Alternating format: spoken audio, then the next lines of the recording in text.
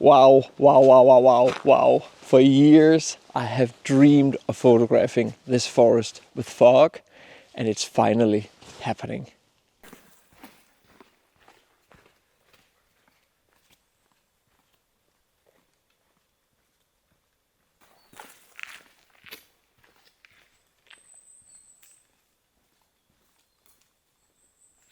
So first composition of the morning, and it is a fairly simple one with the road here in the background and some beautiful trees to frame the road. It's nice to have the 24 to 105mm out yet again. I can shoot at f16 without the image quality going down. ISO 100, it gives me a shutter speed of 25 seconds. It's not a problem because there's no wind whatsoever. Straight on composition with the road right there in the middle and the fog to separate the layers throughout the scene. Beautiful.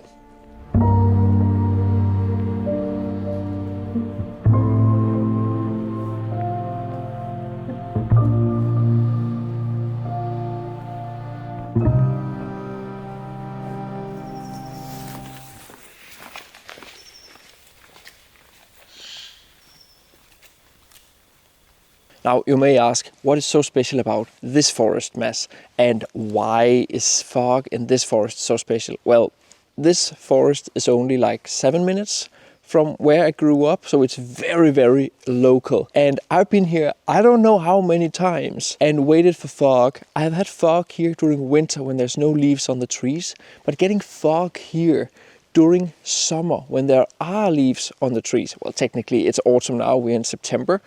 End of September, but the thing is that I've found that over the years fog doesn't really get into the forests as much when there are leaves on the trees. Something to do with the warmth and how they don't get cold enough during night and so forth. So it is quite special for me to actually finally be here and photograph this place with such beautiful ethereal fog. So right now I'm working on a composition, again another road composition, and use the road as the leading line. And I use this tree right here and a tree that is like in here in the background there to kind of like frame the scene. It is so important to be so precise when I make compositions like this, because you really want to have that separation between the tree trunks properly. You don't want them to like just touch. You do want that separation. The fog obviously helps with that throughout the scene when you walk into it, but when the trees are like next to each other, you just want to have that spacing, and moving a little bit backwards and a little bit forwards makes a massive difference.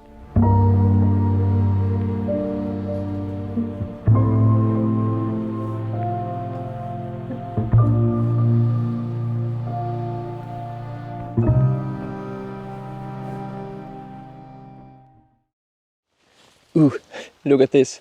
One of the rare sightings of a hill in a forest in Denmark. I find that I keep using the road as a leading line that just leads into the background. Now, it can be a little bit too much if you come home with a portfolio full of road track through a forest photos, but I just keep finding compositions with this one, which works really, really well.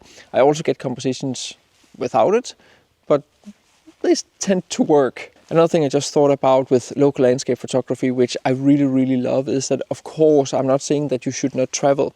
I have learned a lot from going out to many of the famous locations and composing there, learning what other photographers have done, and then bring that back home to my local landscapes.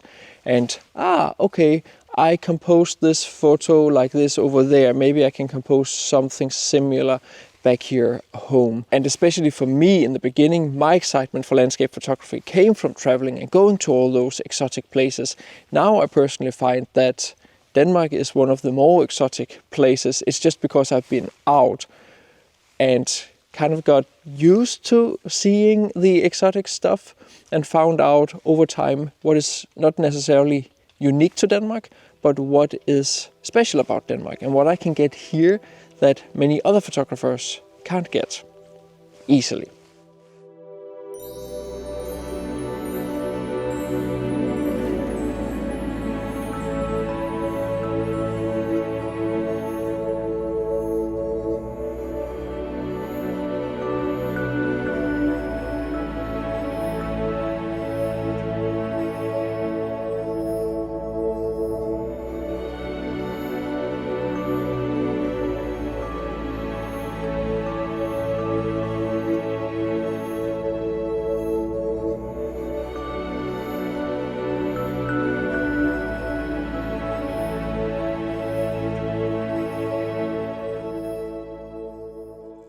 one of the very few things that I found to be quite positive about the pandemic was that it forced many of us landscape photographers to seek out more local environments because we basically couldn't travel. So we had to seek out our local environments. And I find that that was actually quite a healthy thing for the landscape photography community. So before the pandemic, a lot of people were just like traveling abroad. Everybody went to Iceland, everybody went to Western US or the Dolomites. Whereas I find that through the pandemic and afterwards, a lot of people have really opened their eyes to what is possible to photograph locally. The pandemic may still be a super controversial topic, so I feel I just need to reiterate that it is purely from an aesthetic and originality perspective that I find the pandemic to have been healthy for the way we as a community approach landscape photography. When I scroll through the social medias and photography fora these days, the variety in the high quality photos is much greater than back in 2019. Whereas, as I said, most photos were taken in the same locations like Iceland, Lofoten, Western US, maybe the Alps. Speaking from my own perspective, it was in that period I really got to explore and realize that my own country, Denmark, has so many incredible places and locations that surely can deliver world-class photos. I completely acknowledge it was a hard period for many people and businesses. Let me know down in the comments if you have made the same observation. Have the landscape photography community been able to up the game and photograph more locally and come away with a bigger variety of photos than, let's say, 5 years ago? Now, it may look easy when I walk around in this forest and just compose one photo after another, but you haven't seen me walk around for like the last 15 minutes and being like, ooh, it looks good over there. And then I walk over there and like, then I look back, ooh, it looks good where I came from. So then I walk back again and then back and forward, back and forward.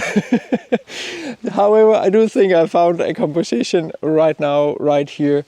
I'm simply just shooting in to this area here where I use this tree and this tree as a kind of frame and then expand the photo a little bit more. So it's all about the bracken there in the bottom, the fog, the separation, and just like you kind of want to like walk into this forest. It's like a very fairy tale-ish forest. If you played World of Warcraft like I did years ago, this place here, it reminds me so much of Elven Forest, like that first zone where humans are walking around and learning most of the new stuff. Also, that has kind of a nostalgic feeling to me, and that's something like I often apply to my woodland photography. And I think I quite like this scene.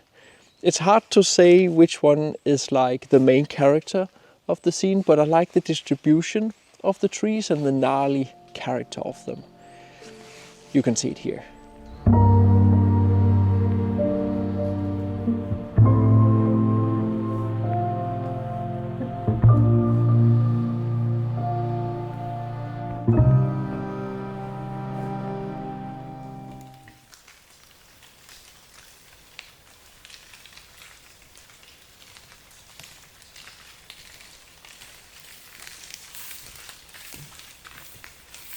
So the sun is way up in the sky actually already now, but it's getting diffused by the fog.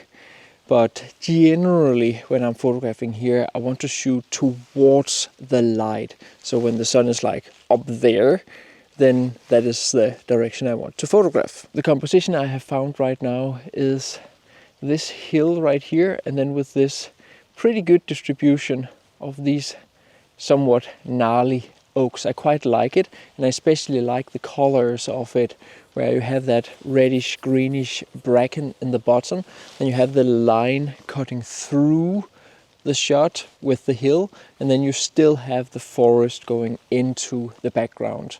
And the fog is somewhat backlit, which helps to really create that separation and that depth in the photo. I quite like this one.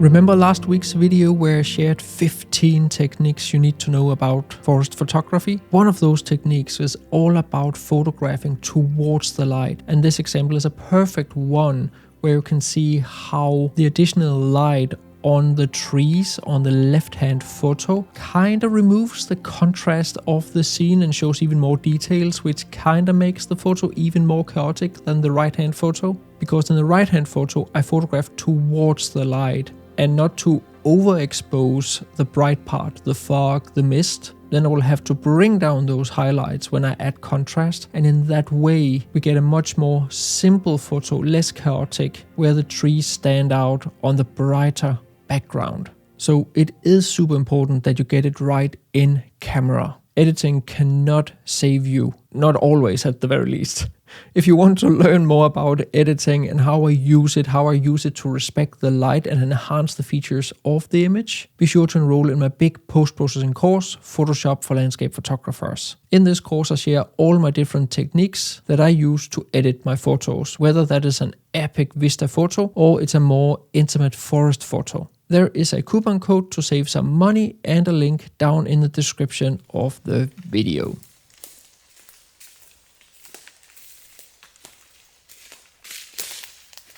So I've come to a part of the forest that is way more chaotic, and the fog isn't as dense as it is over to where I just was, but I have found like one super cool feature that you can see here in the background. I have put up my camera, zoomed a little bit in, found this vertical composition right here where I photograph that little, it looks like a hole in the tree, but it is actually, if we just change the composition, you can see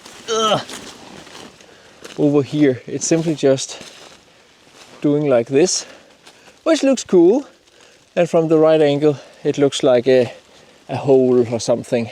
So f16 ISO 320, and that gives me a shutter speed of 1/3 of a second. And here's the photo.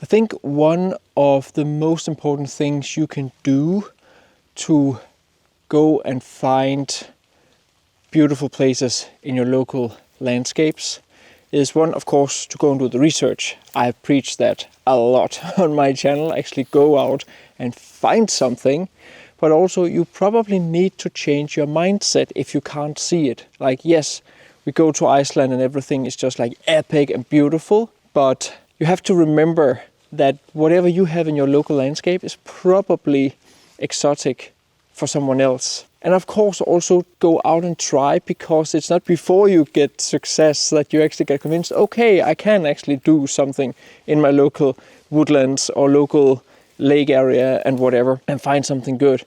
And it usually don't require a whole lot, because viewers out there, what they usually like is simplicity. It's way more important that you figure out how to compose your photos.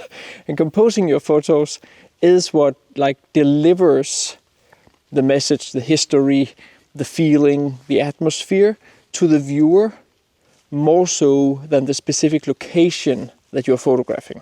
I hope that makes sense. And if you struggle, of course, with composition landscape photography, be sure to get my 2 ebooks. I say it in each video, but I hear so often that people struggle with composition, and it's always composition that people find to be the hardest part of landscape photography. So do yourself the favor, either look up just composition videos here on YouTube, or of course you can get my 2 ebooks. I've tried to make them very easy to understand with minimal text and loads of examples. You can bring them out into the field on your phone because they're ebooks, and you can always use them as reference points when you are out photographing yourself. There are links to both of them down in the description of this video. So because I'm up on this small hill, I have this view into the canopy, and it's simply just about finding interesting compositions, interesting trees, something that stands out, something that has some gnarly character to it.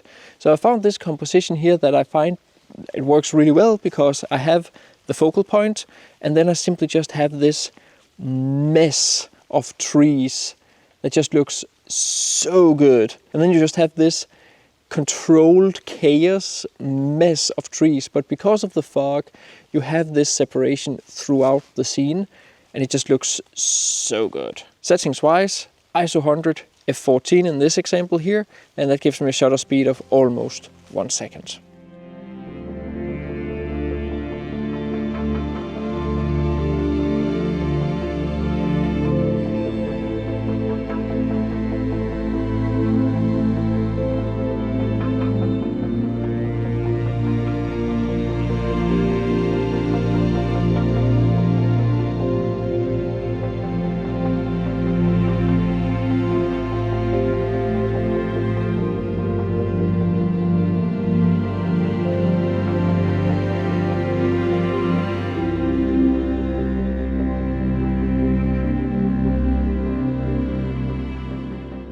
If you want to learn much more about composition or editing, there are links to both of them also down in the description of this video. I hope you learned something about local landscape photography, a bit about forest photography. See you next time.